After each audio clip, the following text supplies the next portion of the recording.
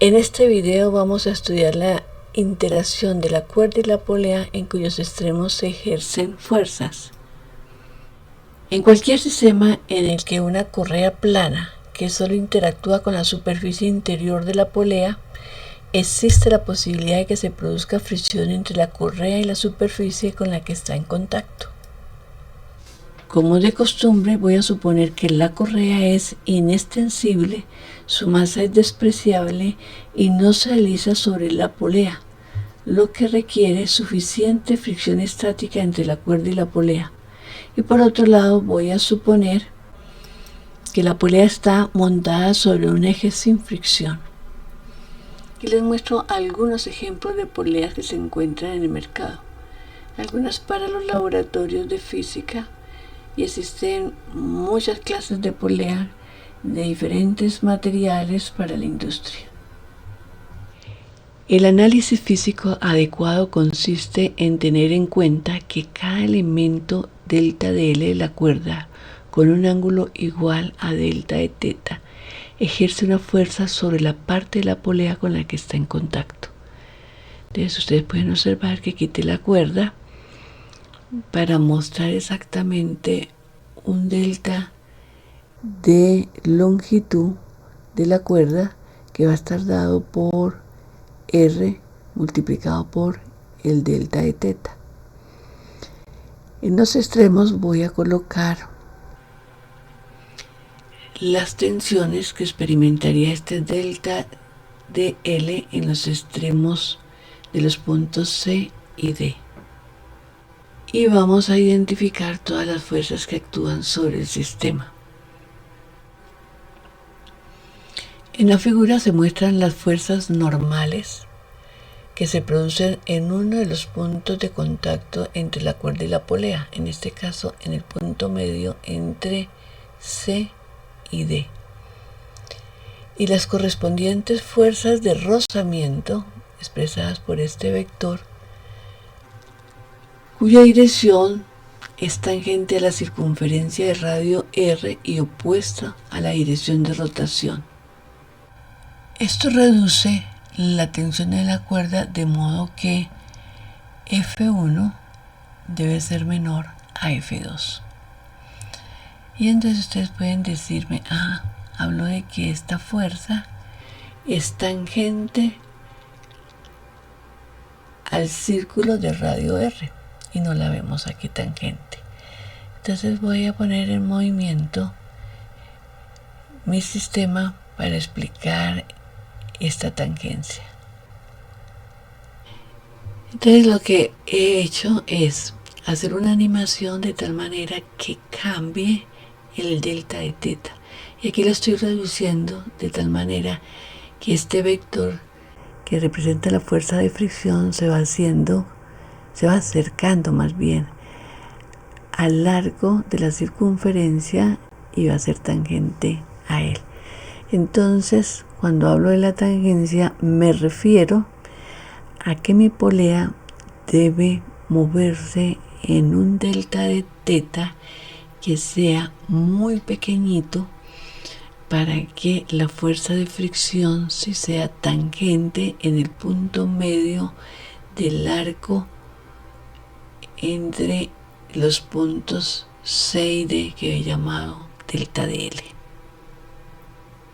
Voy a dejar un ángulo grande para seguir explicando las expresiones matemáticas que va a tomar mi fuerza de fricción y la fuerza normal. Por ejemplo, ese ángulo me gusta.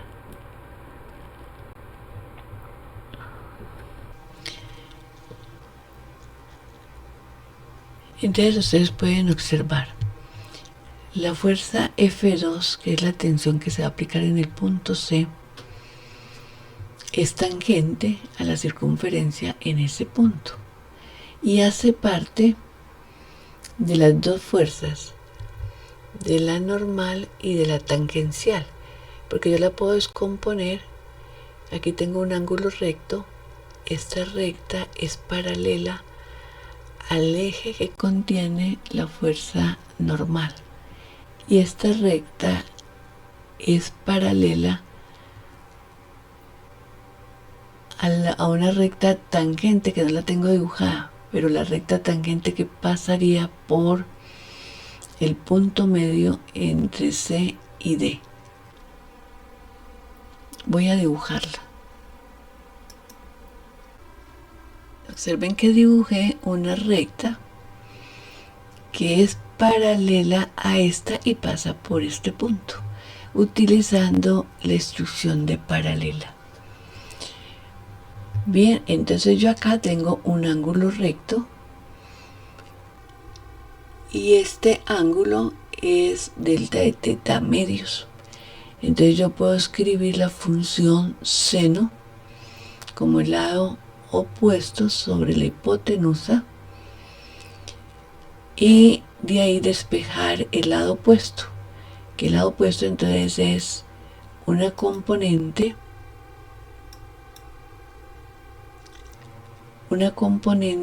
de la fuerza normal, que es esta, y la función coseno, que es el lado adyacente sobre la hipotenusa, me va a dar la componente de la fuerza de fricción debido a F2. Y para F1 es algo parecido. Esta recta es paralela a la recta que contiene la normal y esta recta es paralela a la tangente en este punto. Entonces también aplicamos la función seno y nos va a dar la componente normal o radial, y la función coseno me va a dar la componente tangencial.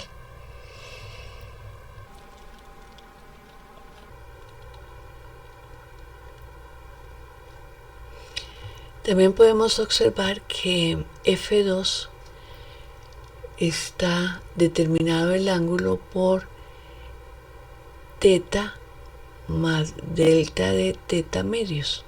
Por eso la escribimos como una función de la tensión de la cuerda y el ángulo comprendido entre teta más delta de teta medios. Y para F1 entonces tenemos que es teta menos delta de teta medios. Entonces podemos escribir la función F1 igual a la tensión de la cuerda comprendido entre ese ángulo. En estas condiciones, la aplicación de las ecuaciones de equilibrio un instante antes de iniciarse el movimiento conduce al planteamiento siguiente. Entonces yo puedo decir que la sumatoria de todas las fuerzas tangenciales va a ser igual a 0. Y entonces tengo la fuerza tangencial debido a F2, que es esta, que la hemos encontrado acá, en donde F2 ya lo hemos reemplazado por esta expresión. Entonces tenemos T de teta más delta de teta medios multiplicado por el coseno de delta de teta medios menos la componente tangencial de F1, que es T de teta menos delta de teta medios multiplicado por el coseno de delta de teta medios menos la función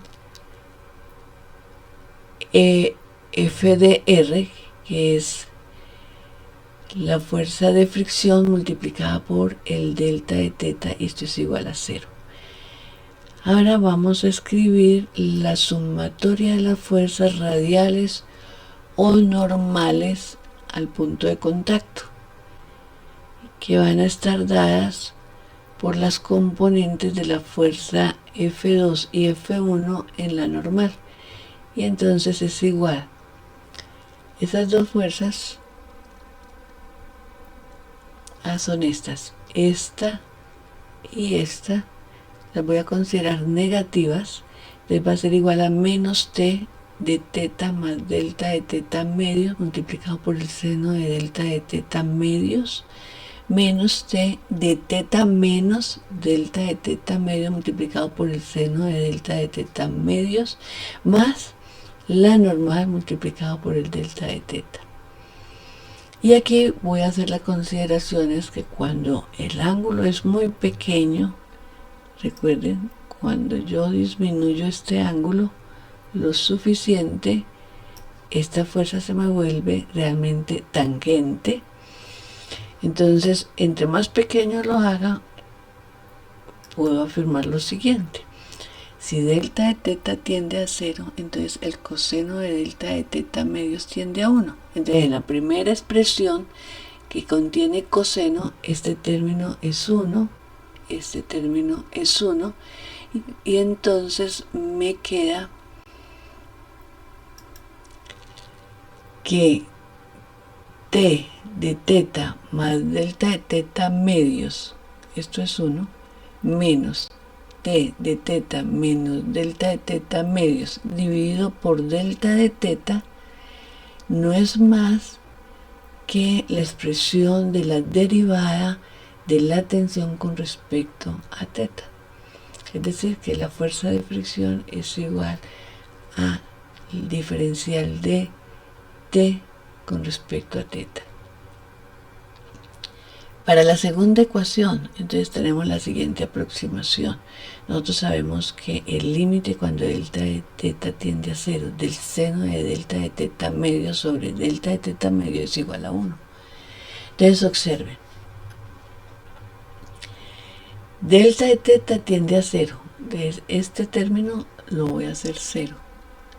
Y este término lo voy a hacer 0. Entonces aquí tengo menos delta de teta y menos delta de teta, entonces tengo dos deltas de teta, porque esto lo dice 0. Factor común, seno de delta de teta medios. Entonces yo puedo escribir esa expresión así. N va a ser igual a 2 veces t de teta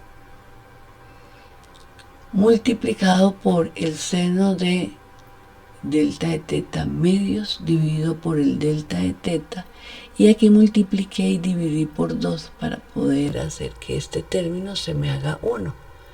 Entonces este medio de acá se va con este y termino diciendo que la componente normal o radial es igual a t de teta. Hay algo que escribí allí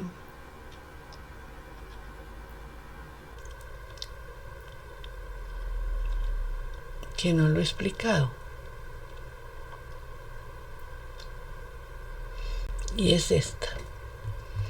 Cuando el desplazamiento es eminente, recuerde que esto es válido en condiciones de equilibrio. La polea no ha empezado su movimiento de rotación, pero cuando es eminente, entonces se cumple que la fuerza de fricción es directamente proporcional a la normal, a la componente normal o radial, y esa constante proporcionalidad no es más que el coeficiente de fricción estático. Esta relación implica que todos los puntos de la cuerda alcanzan esta condición simultáneamente, ya que la cuerda es inextensible. Entonces, si aplico esta ecuación y que la fuerza de fricción es igual al diferencial de t con respecto a teta y que n es igual a t de teta, entonces obtengo esta expresión. Y de aquí lo que tengo que hacer es integrarla, pero ya teniendo en cuenta mi cuerda. Entonces voy a reemplazar esto ya por la cuerda total. Voy a animar la polea con el delta de teta lo más pequeño que se pueda. Voy a dejarlo ahí. Y vemos que cuando el ángulo vale, en este caso, este ángulo se va a hacer igual a pi. Entonces el punto que nos interesa es A, o sea, donde tenemos el valor de la tensión 2. Y el otro punto es cuando el ángulo teta vale 0, que está en B, y lo que nos interesa es la tensión 1. Entonces, por eso es que yo voy a integrar entre 0 y pi. Entonces cojo esta relación y la integro entre 0 y teta, y aquí tengo el diferencial de t y lo divido por t de teta, y al otro lado me va a quedar la integral entre 0 y t del coeficiente de fricción estático multiplicado por el diferencial de t. Sabemos que esto es el logaritmo natural de t final sobre t inicial. Esto debe ser igual al coeficiente de fricción estática multiplicado por teta menos 0. Entonces, eso lo puedo escribir de esta manera. Esta ecuación fue encontrada por Euler e Itelguin y es muy utilizada en todos los análisis que se hacen de fuerzas de fricciones sobre polea.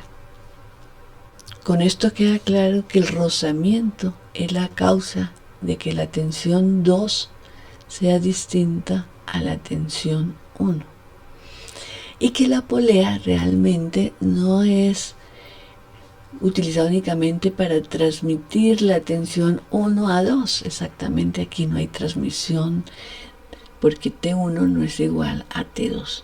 Eso solo se cumple cuando la polea es ideal y no existen fuerzas de fricción. Este es el caso más real.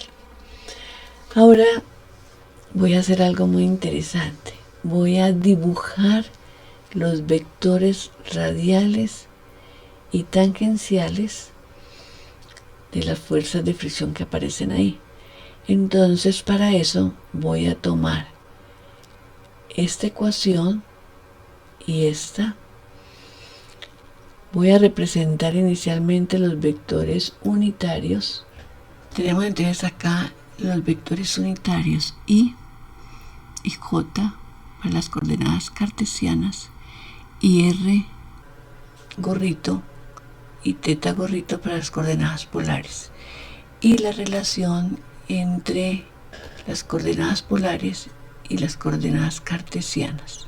Para representar gráficamente la componente normal en forma vectorial, entonces este n lo vamos a multiplicar por el vector radial. El vector de fuerza de rozamiento lo vamos a multiplicar por el vector unitario teta gorrito. Entonces esta expresión me queda así: la componente normal, que es igual a t de teta multiplicado por r gorrito, entonces va a ser igual a t sub 1, ya que en la polea t de 0 es igual a t sub 1 multiplicado por e a la mu sub s teta, y este es el vector r gorrito. Y para la fuerza de fricción, entonces cogemos y derivamos esta expresión y multiplicamos por teta gorrito, y ya voy a graficarlo cuando lo coloque en animación, y vamos viendo en cada delta de teta el dibujo de los vectores normales y tangenciales. Entonces ahí está, y observen cómo va creciendo la componente normal y la componente tangencial.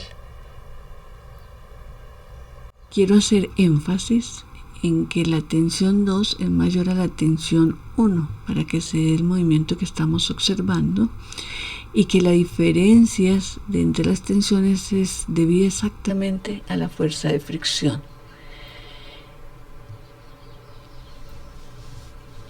Bueno, jóvenes, si les gustó, suscríbanse, mándenme comentarios, colóquenme en un like, y nos vemos en la próxima. Chao.